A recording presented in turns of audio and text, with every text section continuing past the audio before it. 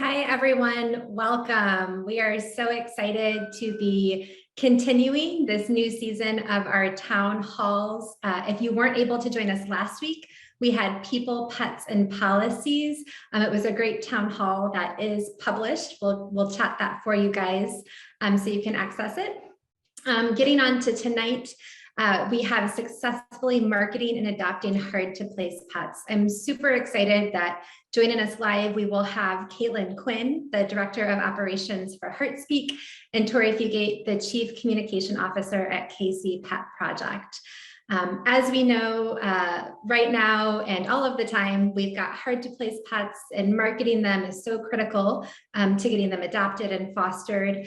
Length of stay, we're hearing, is really a tough topic for folks in our shelters and rescues. Pets, specifically dogs, are staying longer than usual. And so more than ever, we need these creative and comprehensive ways to market those pets and get them adopted quickly. We do have some general housekeeping before the session gets going tonight, so I will run through that quickly. First and foremost, don't worry, you're automatically muted. You can't accidentally unmute yourself or accidentally turn on your camera. So get comfortable. If it's dinner time where you're at, feel free to eat, relax during the session. That being said, we want this to be super participatory. Tori and Caitlin are here live to answer your questions, so we definitely want questions. If you go on your navigation on your Zoom, you guys will see a Q&A with a couple little bubbles. If you hit that, that'll pop up and allow you to ask questions to us. We'll be monitoring those questions throughout this evening, and then after the presentation, we'll have about half an hour for live Q&A. So definitely use that Q&A box. I do want to do a quick plug for next week's town hall. Pardon me, the town hall 2 weeks from now. Next week is the holiday. That is going to be coming up on December 2nd, and it's going to be innovative ways to work with at-risk dogs, which is another critical topic. So we'll love to see you on the 2nd as well. Back to housekeeping, wanted to make sure everyone knew we are recording tonight. And so for those who weren't able to join live, we'll email you a copy of the recording, and everything tonight will be published to network.bestfriends.org early next week. Again, that's network.bestfriends.org. So you can view not only this evening's town hall, but the plethora of resources that Caitlin and Tori will be sharing with us tonight. All right. That being said, I think we have made it through housekeeping. We're going to enter the presentation portion of the town hall tonight. We are fortunate to be able to view the presentation that was done at the Best Friends Conference this past summer with Tori and Caitlin. Once the presentation is over, I will come back on and bring those ladies live with me so we can enter the Q&A. See you guys on the other side. Thanks.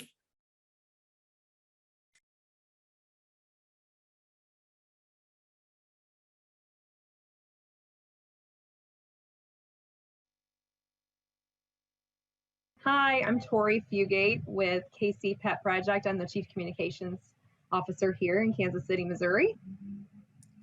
And I'm Caitlin Quinn. I'm the Director of Operations for HeartSpeak.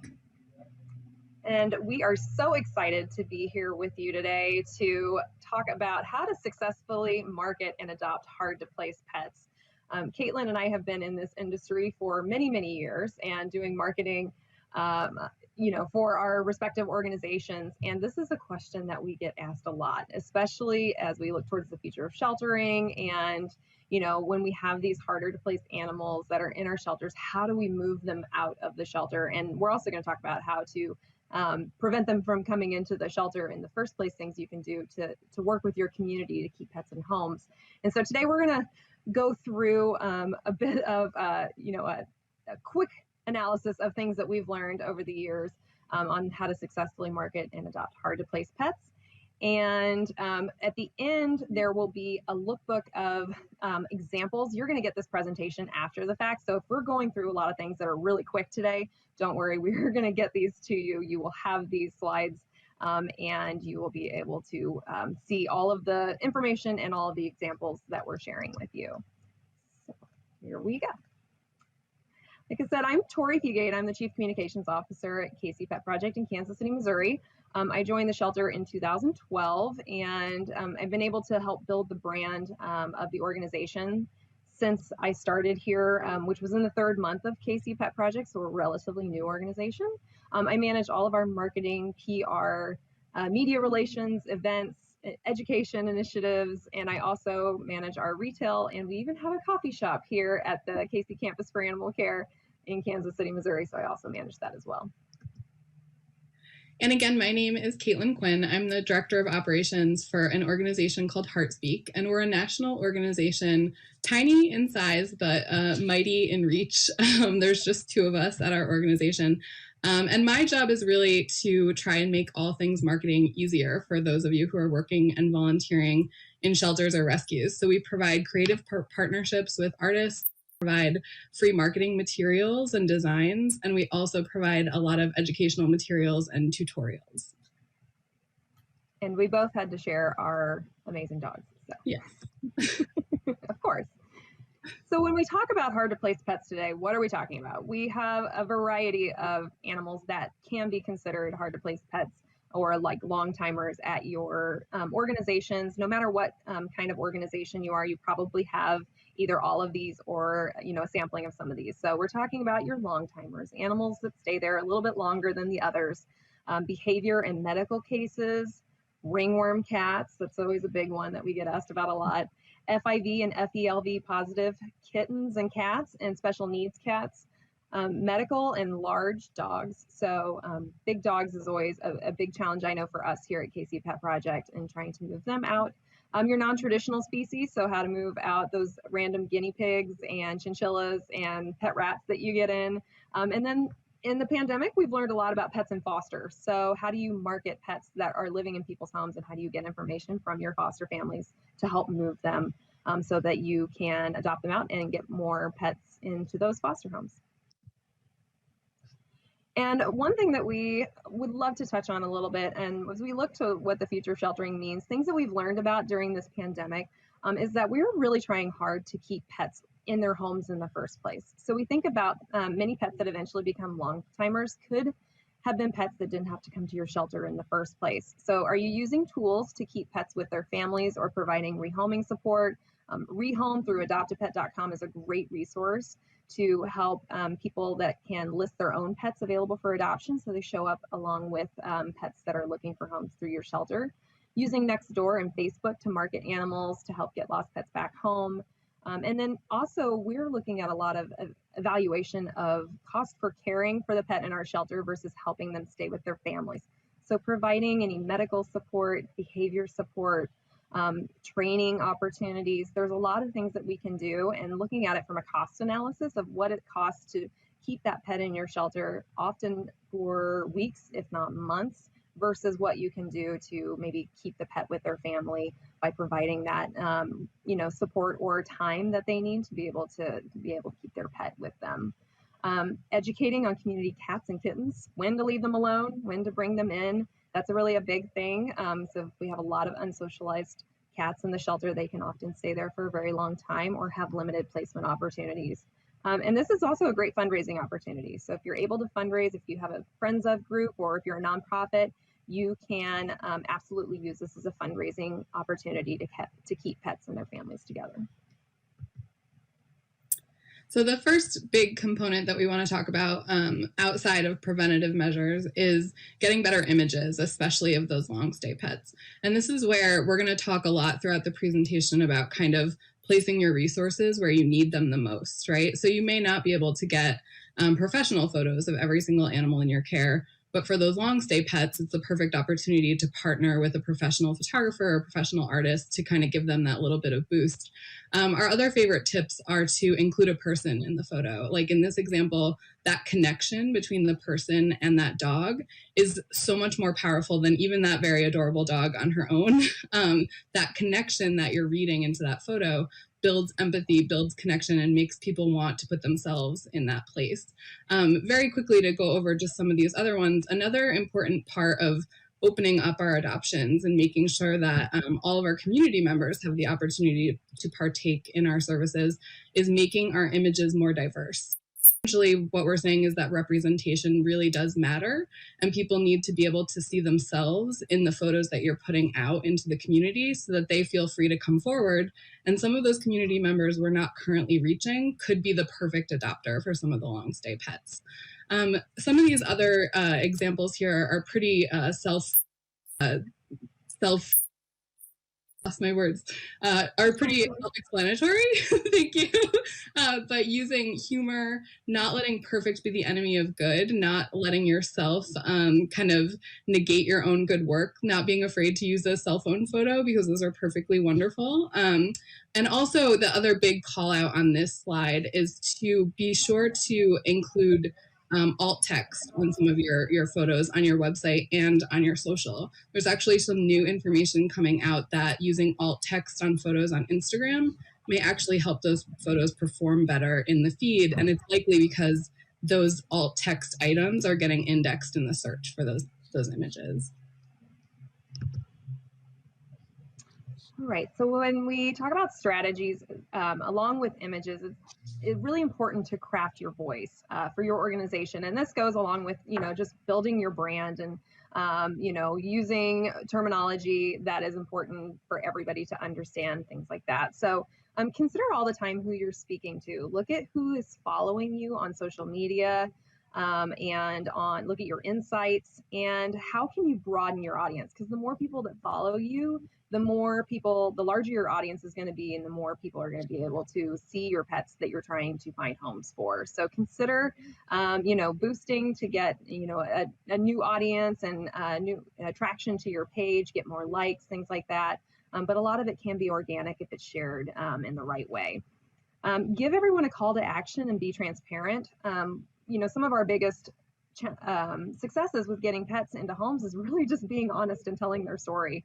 Saying they've been there a long time, it's not a bad thing to be able to share that and being able to talk about all the reasons why people should adopt them. Because the more transparent you are, the more people are going to resonate with that pet and want to adopt them.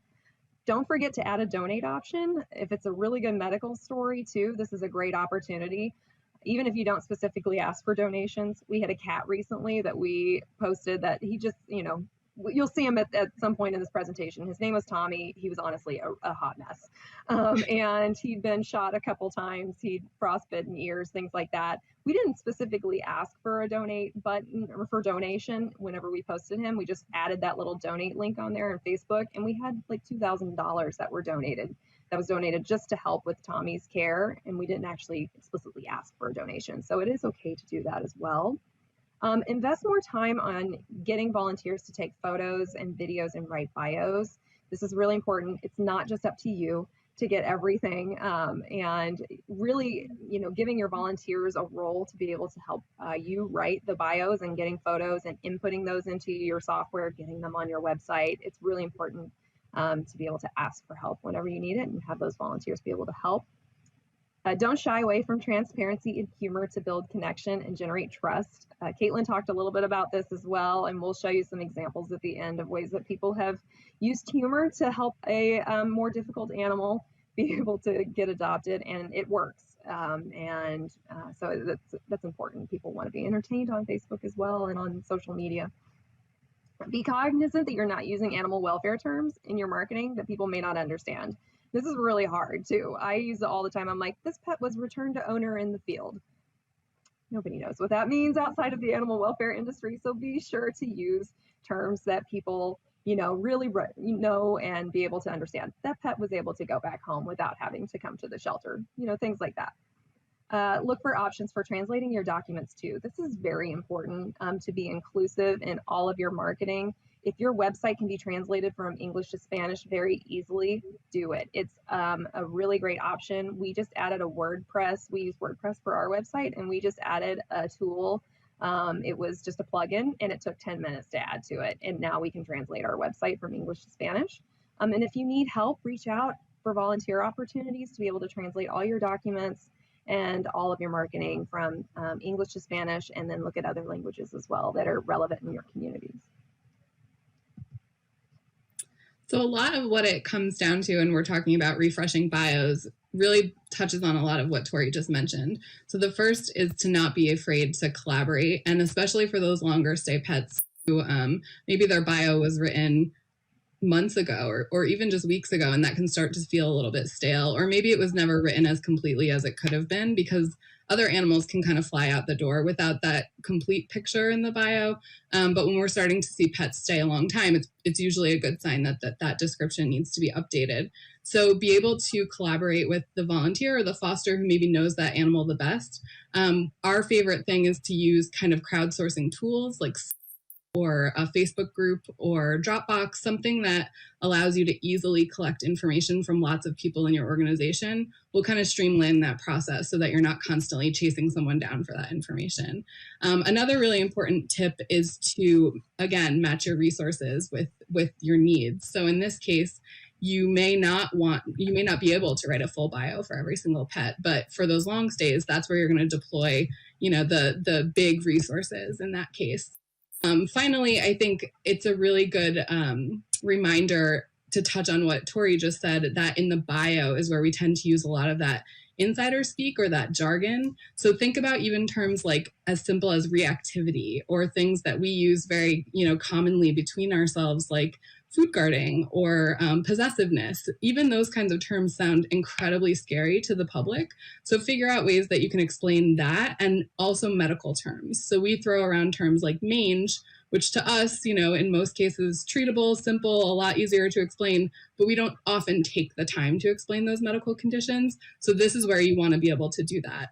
And the document on this screen will be part of your handouts, and it is kind of all those replacement terms for the things that we find really hard to say in this industry, right? So how do I explain that this pet needs to be an only pet? How do I say that maybe, they're not fond of kids, and we do have documentation of that. So here is kind of your go-to for just pulling phrases that will work. And we have a number of other bio writing tools on the HeartSpeak website.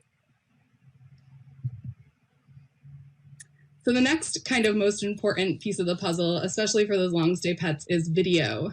And we have it on here 3 times because it's that important. And it doesn't have to be complicated, especially in today's social media market.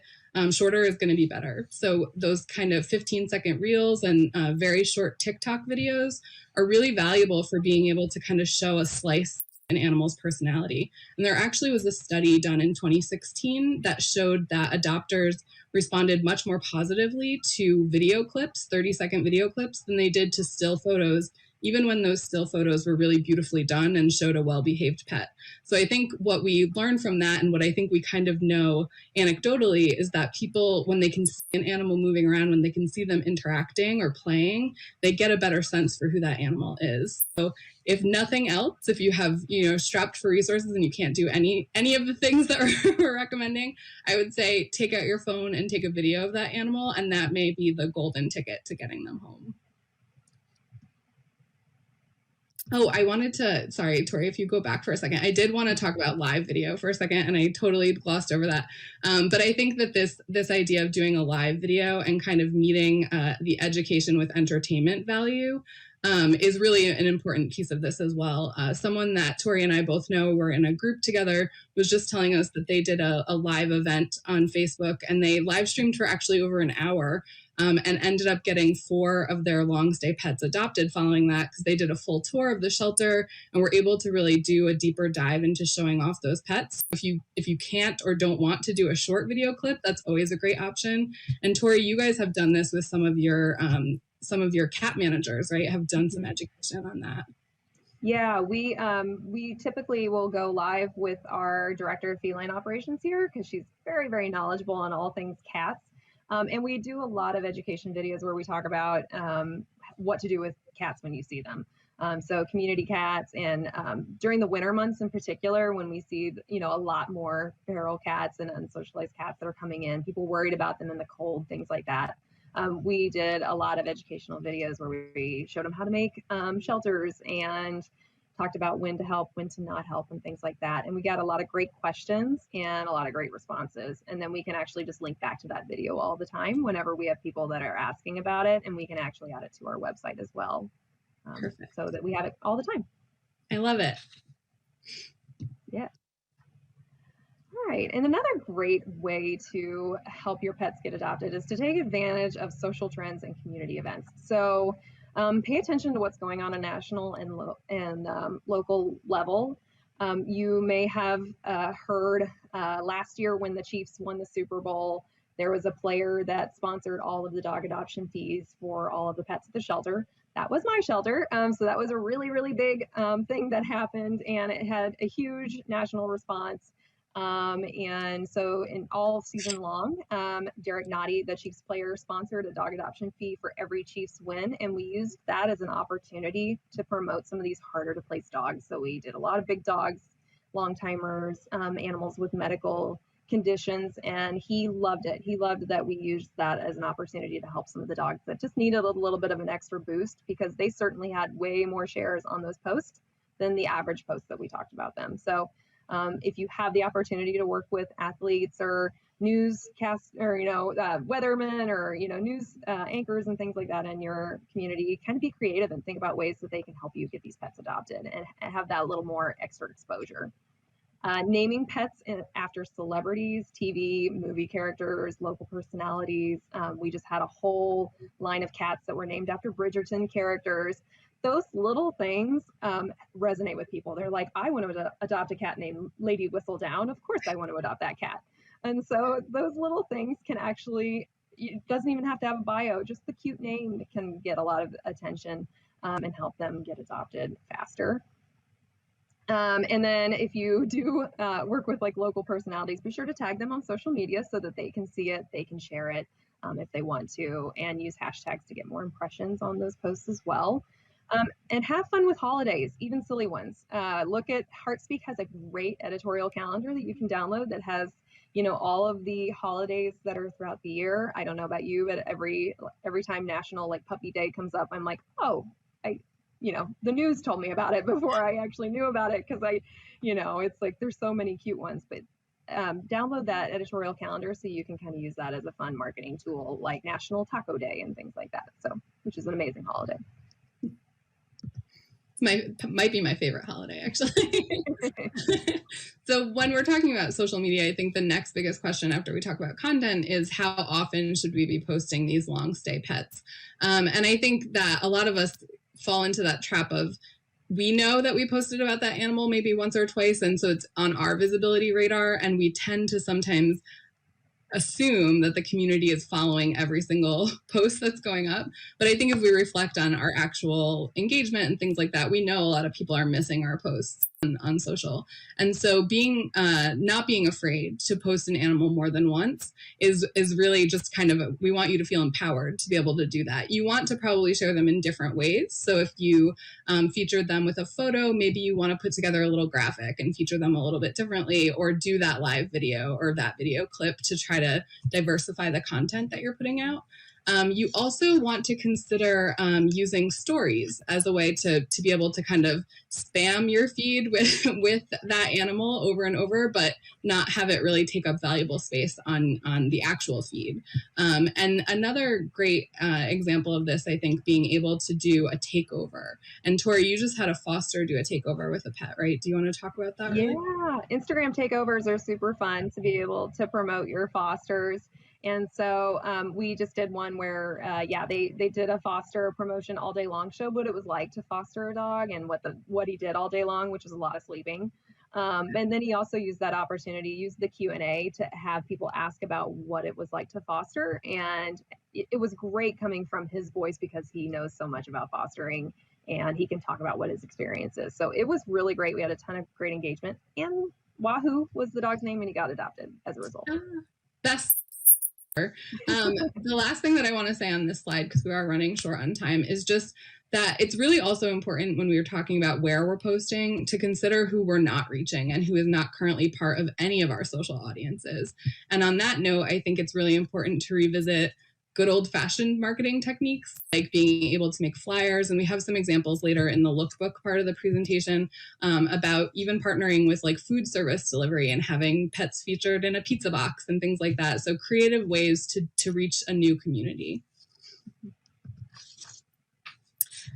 So then as we kind of get into the nitty gritty and with limited time, we do want to talk about the pets who are really probably float to the top as the toughest, probably our medical and behavior cases primarily.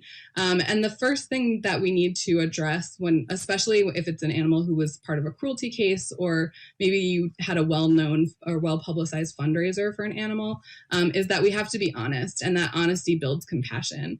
So without kind of spending too much time on this, I think it's really important to acknowledge that although we see examples of dramatic stories getting a lot of attention, it's important to and take kind of a just the facts ma'am approach to these stories, because dishonesty with the community is going to have huge and far-reaching impact on your organization.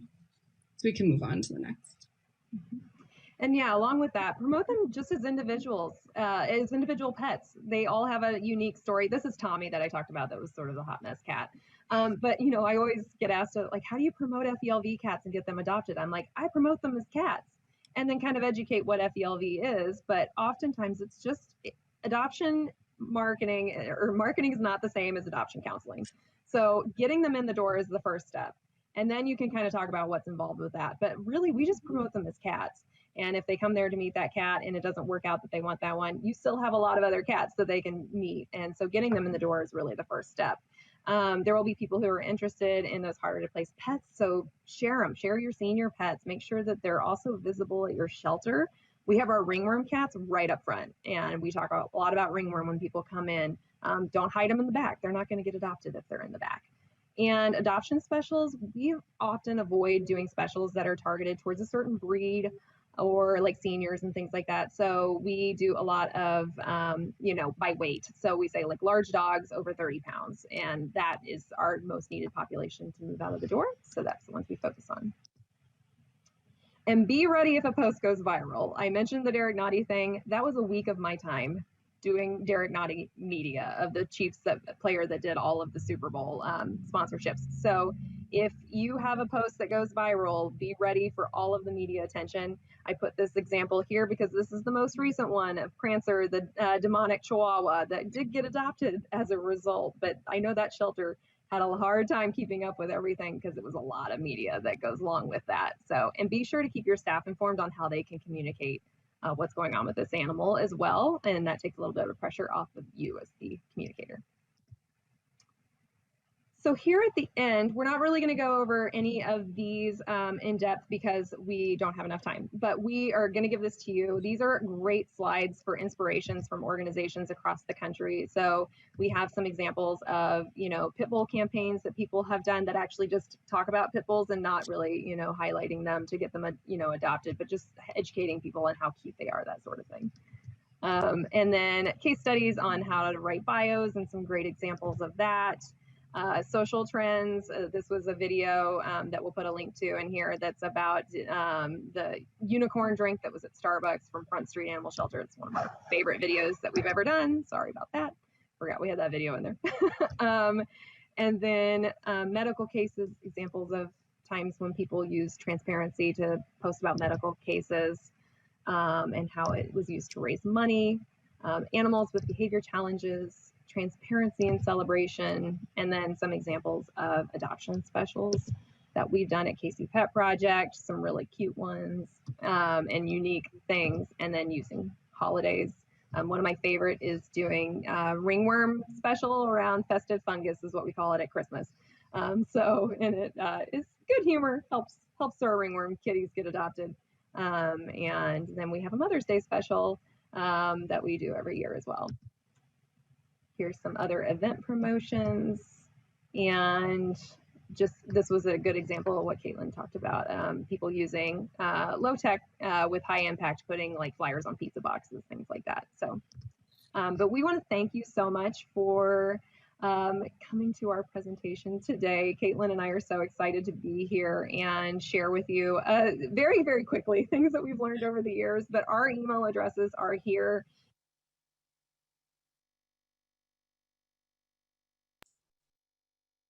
Wonderful. Thank you so much, Caitlin and Tori. We are entering the live Q&A portion. We appreciate having you both here tonight. So much information packed into that 25 minutes. Gosh, it went by fast.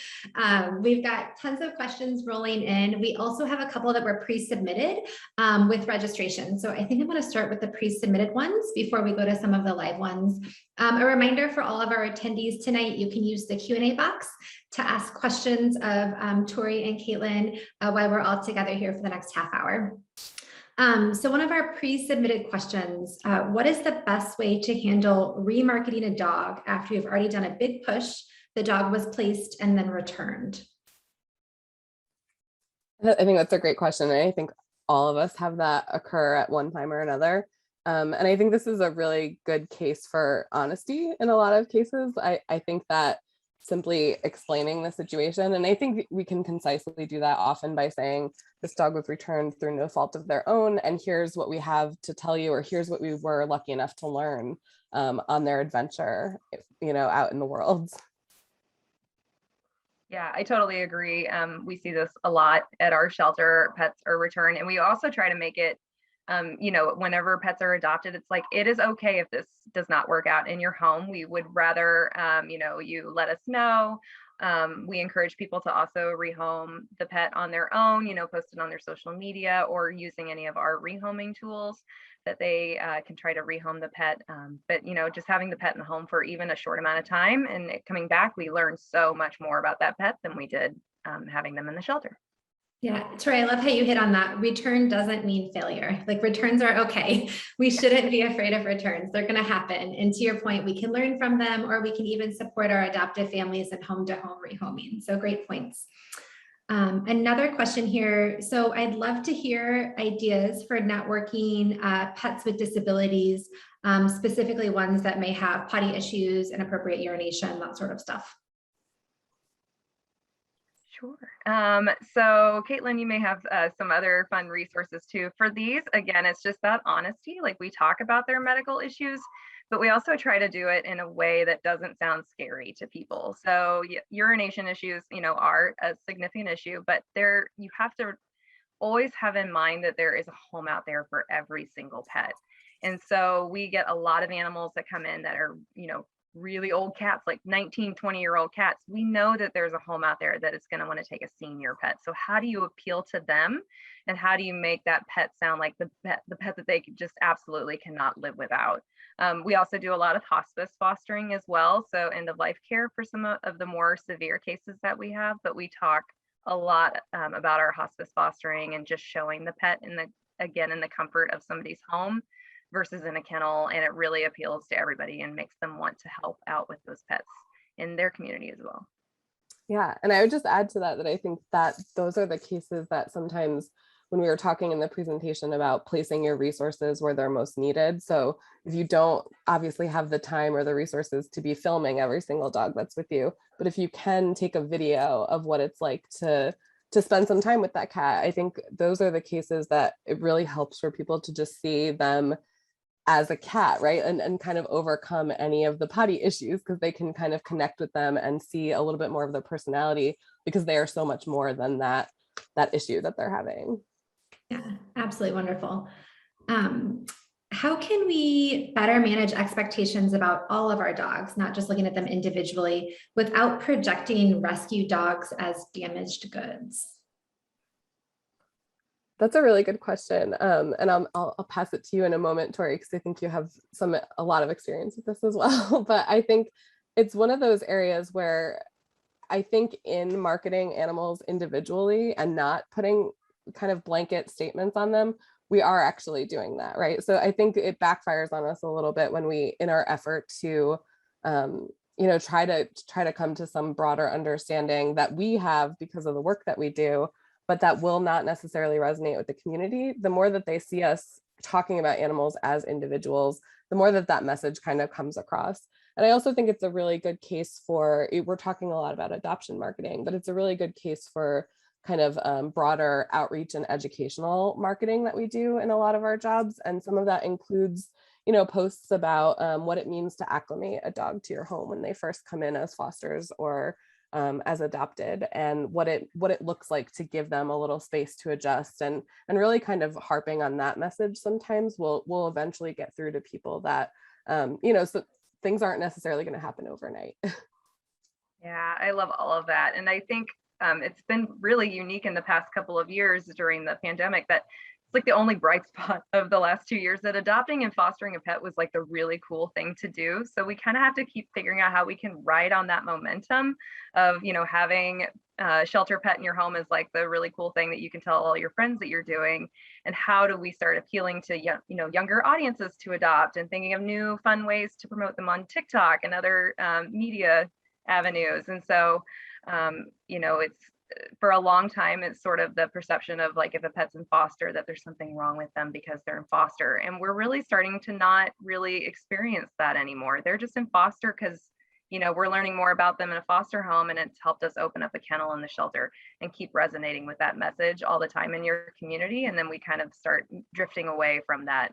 They're in a shelter because there's something wrong with them. Yeah. And to just add one more thing to that, I'm sorry, Bethany, I think what Tori and I are both saying that I want to say really explicitly and kind of like draw a line under is, you have to get used to repeating yourself, because when we post something 1 or 2 times, we're like, oh, I just talked about that a couple of weeks ago. Like, don't people know? But the nature of the way that we're marketing most animals on social media means that not all of our followers are seeing what we're posting. So you have to get really comfortable with just kind of beating that same drum of like, this is important information and you need to know about it.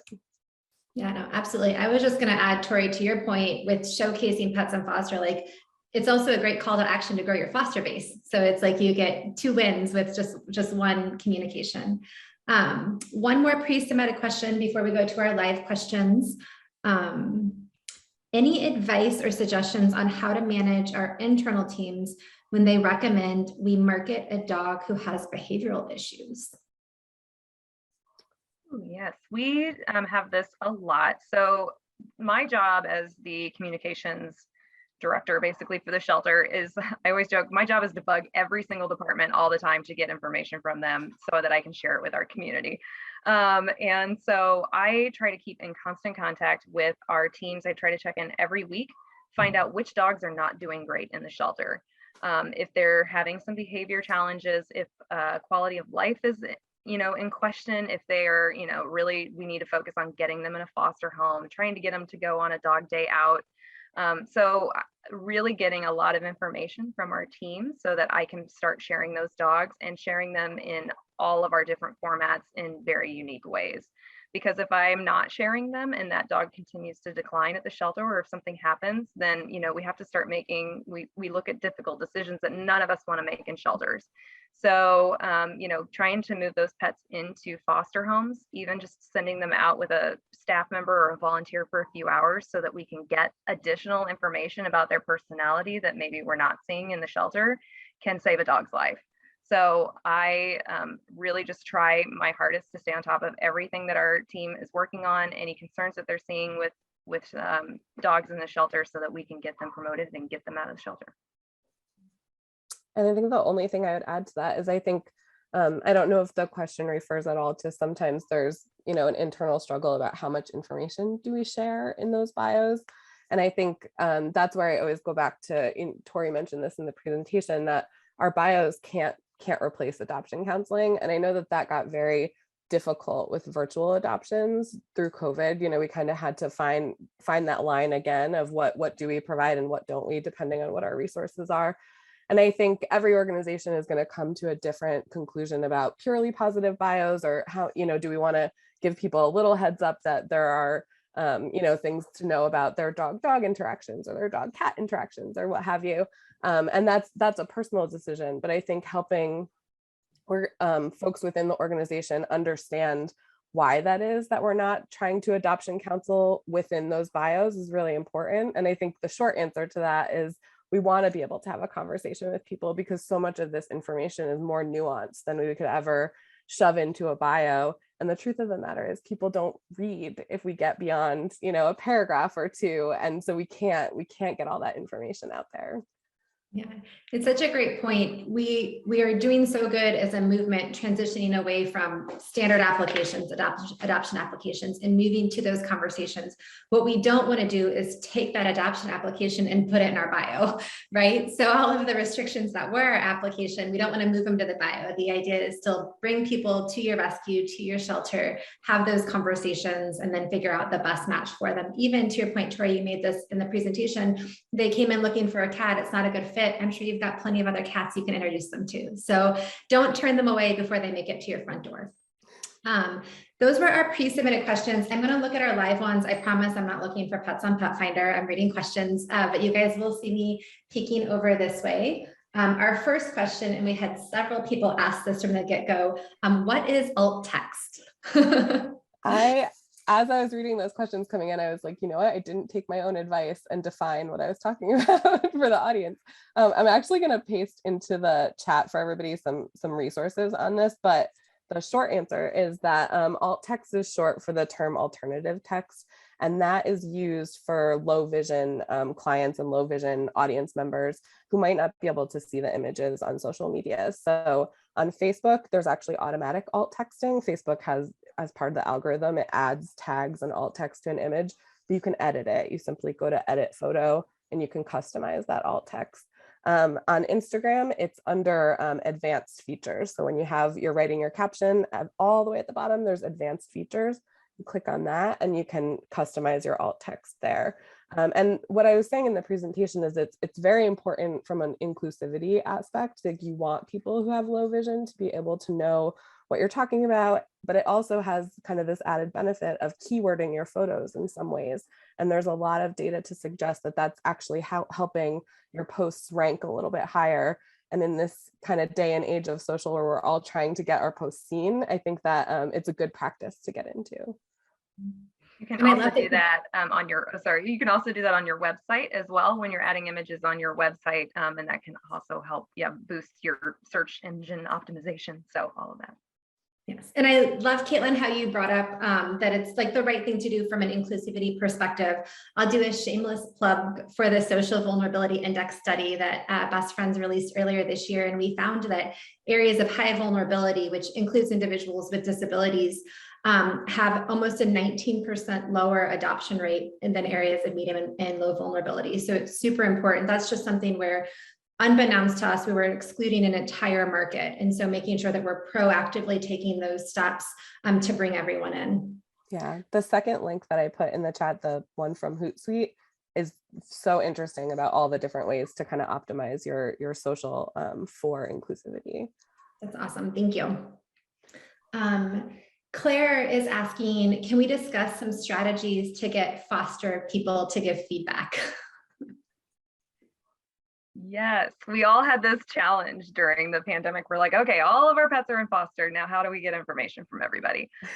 So we have really worked hard over the past couple of years to build up our foster resources so that we can provide additional options for our fosters to get us information. So we have actually set up a lot with Trello.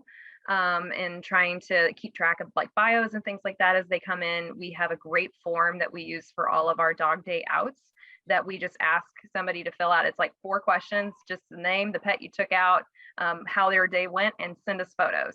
And we get so much great information on that because a lot of the dogs that we're sending out are ones that may have some behavior challenges in our shelter. And so we get so much great content from that. And then we're able to use those photos on Instagram and Facebook, and we can write bios based on what we learned from those experiences. And whenever we have those submitted, they automatically load in on a Trello board on my end, so then I can see them. And then I have a army of volunteers that help us go in and write those bios. So it's just like building up those things. It can take time to build all that up. I know I just threw a lot of technology at everybody, but it's been so worth it to get that content. And then we have an internal Facebook group that we use for our fosters, both dogs and cats. And we implemented Foster Fridays. And we encourage everybody to submit photos, let us know how their fosters are doing. And it is remarkable how much great content we get from every Friday. It's like the best day of the week. We get so many great photos and updates on how our pets are doing, even medical ones, get to see behavior ones and how they're doing in a home. So a lot of those strategies have really helped us be able to market those animals and get them into homes. Yeah, those are really interesting. Yeah, and I don't think I have much to add other than looking into those kind of tools. Trello, you can start an account for free. If you want to use Google or Dropbox, like whatever your aggregating site is that you want to use to kind of use as collection, Google Forms is such a nice way to just have information be automatically aggregated for you. And then at the county shelter that I worked at before I was with HeartSpeak, we used to send fosters with just like a one-sheeter that talked about like exactly what we wanted them to do and said like, put this on your fridge, because we know that sometimes you miss things in your inbox. So like we were trying to hit all the ways that we could really kind of crystallize that information for them of like, it's really important that we get this information for you. Yeah, printing something out is a great idea too. I mean, how many of us, when we're done working for the day, don't do email like personally, right? And so like going old school and printing it is smart. Okay. Do you have any tips or tricks for bonded pairs, dogs specifically? Do you want to take it, Tori? Video. Yeah. Showing bonded pairs together is like the cutest thing ever. So showing them, even going out on a walk together, that's how we get so many of our bonded pairs adopted, is just showing them being bonded together. So, and oftentimes when we get bonded pairs, there's a story behind that we can kind of highlight on with respect. Based on what the information that we have, but really for bonded pairs, video is the best way for us to get them out. Yeah, I totally agree. Wonderful. And do you guys recommend shorter posts versus longer posts? And I will add, is there a difference based on the social channel that you're using? Definitely. I think on most platforms, shorter is always going to be like the recommendation, the standard recommendation. But I will say that there's always a time to break the rules. So if you do have a really meaningful story, and we can kind of go back to the bonded pair example, if there is a story there beyond, we can do cute things like comparing, all good things come in pairs, macaroni and cheese, like all, go down that road, peanut butter and jelly, and these two. But if we want to dig a little bit deeper and be able to tell their story, sometimes that is going to take us more characters to do. And in that case, it's going to be worth it because you're telling a meaningful story. Whereas in some cases, if you're marketing an event or something that you can ultimately send a link to, you do want to keep those posts a little bit shorter. Yeah, I agree. On Instagram, it's like you can see usually the first line, maybe the second one. And so, you got to catch them within that first line. So we always keep everything really, really short on Instagram. Yeah. And then just a shameless plug, this doesn't have to do anything with captions, but I would encourage everyone to follow our TikTok account. And then I can also post, Katie that works for me has a TikTok account, and she uses voiceover to get out that information that, she's trying to talk about, pets in the shelter, bonded pairs, like everything that's happening at the shelter. She uses a lot of voiceover work, and that has been really, really effective for us and helps tell the story in a really meaningful way. And she uses captions on the video, so people can read the captions along with the video. And again, with that inclusivity as well. And so I really encourage everybody to follow us on TikTok, because we're moving pets out on that account, and it's really just by telling their story. So awesome. Okay, gosh, there's so many questions here. Do you have more? Do you have any specific advice for a dog who has a bite history? Good question. Like, where do you draw the honesty versus the counseling versus the marketing, and like, what's the best way to wrap it all together and be transparent, but still get people in the door?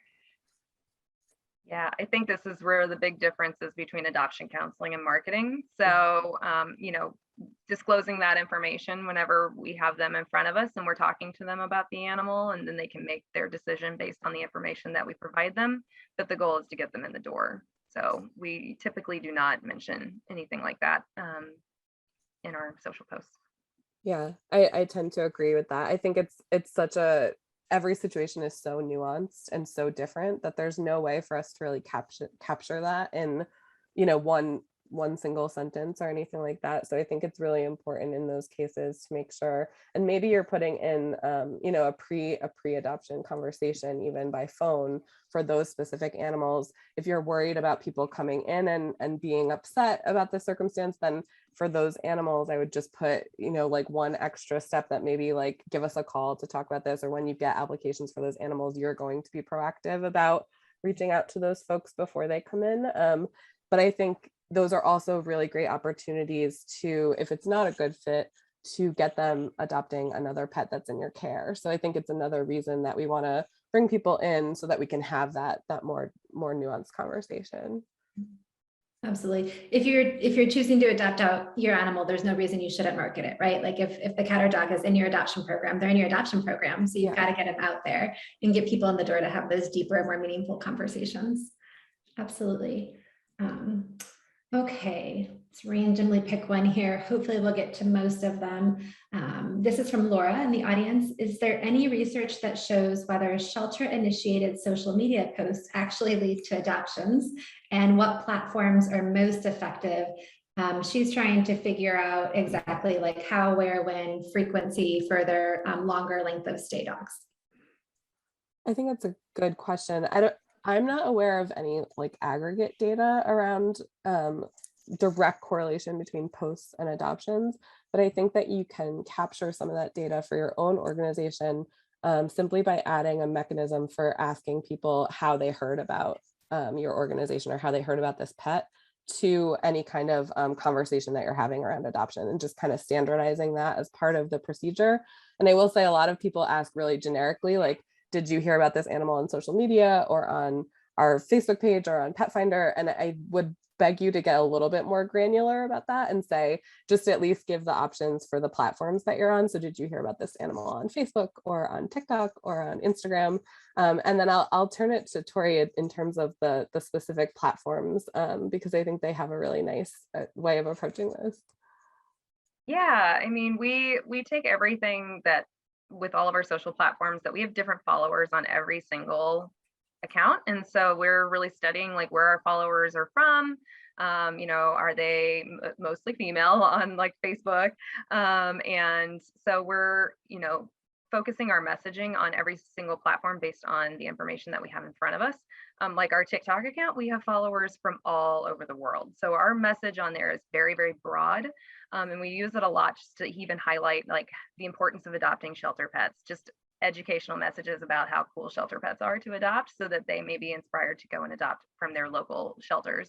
So, but with long stays, we really, we'll do like office dogs at KCPP, where we bring in an office dog that's maybe a long stay dog and just show them doing things like playing with toys, napping, and we'll do all that on our Instagram stories and just showing them being a dog throughout the day. And it's amazing how many of those dogs get adopted as a result, because a lot of them, they may show terribly in their kennels. They may, make a mess or something like that throughout the day, but in the calm, quiet office, they're a completely different dog. And that's a little bit more reflective of what they're going to be like in a home versus in a kennel. So I think it's really great to, broaden your message. Don't post everything that you post on Facebook, post it on Instagram, keep it engaging, and think about what you like to follow on social media and tailor your message based on that.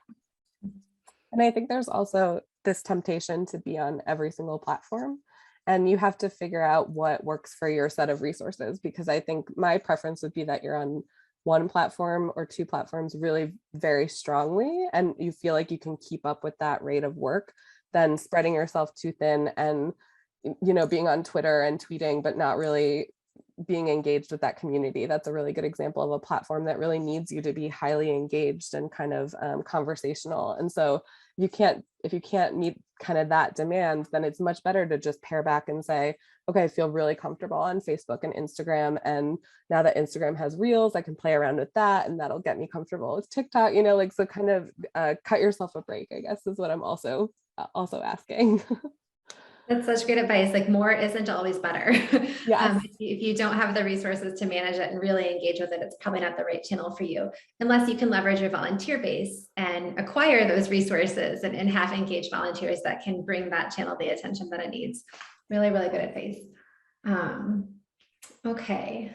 Have you had any success finding homes for dogs that have stranger danger and are not good with meeting new people? If so, what has worked for these dogs? We, for any dog that we have that may be stranger danger, we will sometimes do multiple meets. So encouraging somebody if they're interested in them, and we really be upfront and honest with them. It's like, hey, so this dog, maybe a little hesitant at first to meet you. This is the plan that we want in place to be able to have this dog meet you, and we'll do repeated meets. We have a lot of dogs that we have with this, and we'll have them come up, once or twice a week just to hang out with them, and this has been really successful with helping them get adopted. I know it's a lot more resources and time on our end, but it has been great to be able to get them adopted for those that have like severe stranger danger issues. Yeah, and I think in the marketing of those animals, it's similar. It's because it's a nuanced situation, and every single animal that has stranger danger, it may present very differently, or the context may be very different. It's another area where I think we both would encourage taking the approach of not adoption counseling people through the marketing piece of that, like go deeper when people kind of come to you, and you can provide more information. Another thought too is to show a video or photo of them with a staff or volunteer that they have a good relationship with, so that you can show them, what they would be like if you build a relationship with them. We have a few dogs right now that we're doing this, and it's really heartwarming to see the dogs with them, and hopefully it'll help them get adopted. That's such good advice. And I feel like that's so true for so many behavior issues. If you're able to show people what the future could look like with that animal, I think this applies to things like reactivity too. If you're able to show what the context is, of what a future with this animal could look like, then it becomes so much more attainable for that adopter. Absolutely. I'm hearing like a big takeaway tonight is videos and making them as real life and not within the shelter as possible. We've got time for just a couple more quick ones here. Let's see. Do you have any advice, or what advice would you have on training staff to move away from using so many technical and industry terminology with the public? And this is great. Even thinking about things like keywords and what makes sense to us may not make sense to our audience. Is how do you work with staff to steer them in the right direction? Yeah, this is like one of my most passionate things to talk about, because I think it's so important. And I think the one takeaway, like very quick piece of advice, is to ask them to start to think about how they would describe these things to a really good friend who has nothing to do with animal welfare, right? So how would you talk to a friend or family member who has never worked in a shelter, never stepped foot in a shelter before? And the other place is what I like to do is ask people to try to remember what they knew before they started working in this field. So like if someone was talking to you about reactivity, if someone said barrier reactivity to you in the 2 or 3 years before you started working or volunteering in animal sheltering, what would you think? You would have no idea what that means. And then it allows you to kind of start to go down that list of, and we even use words like intake that people don't understand, or owner surrender, and you really start to develop that list. And I think even making that a little group exercise and starting to develop like a thesaurus of terms can be really, really helpful. Just trying to break those terms into their simplest form so that they are more understandable. Yeah. And removing as many of them from like physical signage. So if you have a brick and mortar shelter and you have the public coming in, like not putting that terminology on the front of your Kindle card, that sort of thing, like even not just on social and digital platforms, but thinking about removing that terminology within your sheltering environment. And then I think it's just about that culture change of like, this is no longer actually acceptable for us to be doing this. So let's change the game, and then let's stick to it so that we're not sliding into bad habits. Yeah, absolutely. We have tons more questions, but we are at the top of the hour, so we didn't get a chance to get to all of them. Tori and Caitlin, this has been fantastic. What an informative evening. Thank you so much for joining us tonight. For our attendees, you will get a copy of this recording via email, and we will post it to our website. Awesome. Thank you so much, ladies. Have a good one. Bye.